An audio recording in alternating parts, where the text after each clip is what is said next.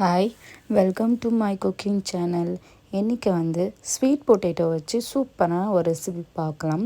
Cutlet தான் இன்றைக்கி நம்ம பார்க்க போகிறோம். இதுக்கு நீங்கள் என்ன பேர் வேணாலும் வச்சுக்கோங்க. நான் இன்றைக்கி கட்லெட் தான்ப்பா வச்சுருக்கேன். இது சூப்பராக இருக்கும். கான்ஸ்டிபேஷன் ப்ராப்ளம்க்குலாம் பெஸ்ட்டு. இது ரொம்ப டேஸ்டியாக இருக்கும், நல்லாயிருக்கும். ஸ்வீட் பொட்டேட்டோ ஸ்வீட்டாக இருக்கும், அதனால் சின்ன பசங்களும் சாப்பிட்ருவாங்க. லஞ்ச் பாக்ஸ் ரெசிபீஸ் இல்லைன்னா ஸ்நாக்ஸ் பாக்ஸுக்கு எல்லாத்துக்குமே சூப்பராக இருக்கும். 10 மினிட்ஸ் தான் ஆகும் இதை செய்யறதுக்கு. சீக்கிரமாக செஞ்சு முடிச்சலாம். ஃபஸ்ட்டு ஸ்டீம் பண்ணி எடுத்து வச்சுக்கோங்க.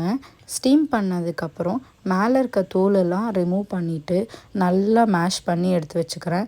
சின்னதாக ஒரு வால்நட் எடுத்து நல்லா சாப் பண்ணிக்கோங்க. சாப் பண்ணிவிட்டு அது கூடவே இதை போட்டுட்டு பச்சை பட்டாணி வேக வச்சு எடுத்துருக்கேன். அதையும் இதில் மிக்ஸ் பண்ணிவிட்டு 10 ரைஸுன்னு எடுத்துருக்கேன், மஞ்சள் கலர்.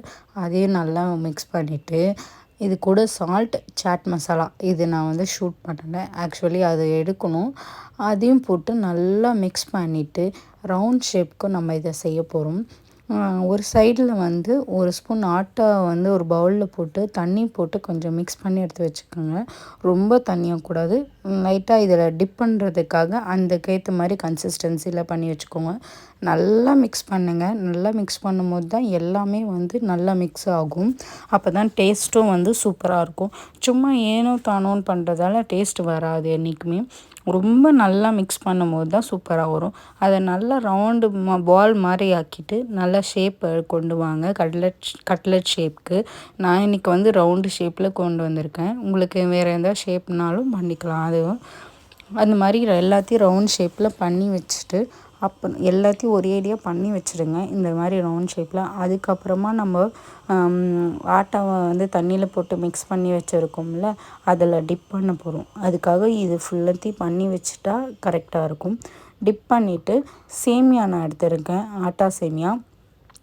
அதை டிப் பண்ணிவிட்டு நெக்ஸ்ட்டு இந்த சேமியாவில் 2 சைடும் பெரட்டி எடுக்க போகிறோம். பெரட்டுறது மூலமாக இது எதுக்காக சேமியா அப்படின்னா, அதை ஃப்ரை பண்ணும்போது நல்லா ஒரு கிறிஸ்பியாக இருக்கும், சூப்பராக இருக்கும். அது நல்லாயிருக்கும் சாப்பிட்றதுக்கே.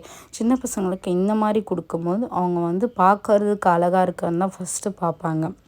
டேஸ்ட்டு எப்படி இருக்குன்றத கூட பார்க்க ஃபஸ்ட்டு எப்படி இருக்குது அப்படின்னு பார்த்துட்டு தான் அப்புறம் சாப்பிடவே ஸ்டார்ட் பண்ணுவாங்க. அதுக்காக தான் இந்த சேமியாவை நம்ம யூஸ் பண்ணுறோம். அது ரொம்பவே நல்லாயிருக்கும். அது சாப்பிட்றது ரொம்ப டேஸ்டியாக கிறிஸ்பியாக இருக்கும். அப்புறம் பேனில் ஆயில் போட்டுட்டு நல்லா சூடானதுக்கப்புறம் நம்ம பெரட்டி வச்சுருக்க இந்த கட்லெட்டை இதில் போட்டு நல்லா 2 சைடும் வேக வச்சு எடுத்துக்கோங்க. இந்த சேமியாவில் கோல்டன் ப்ரௌன் கலரில் மாறும்.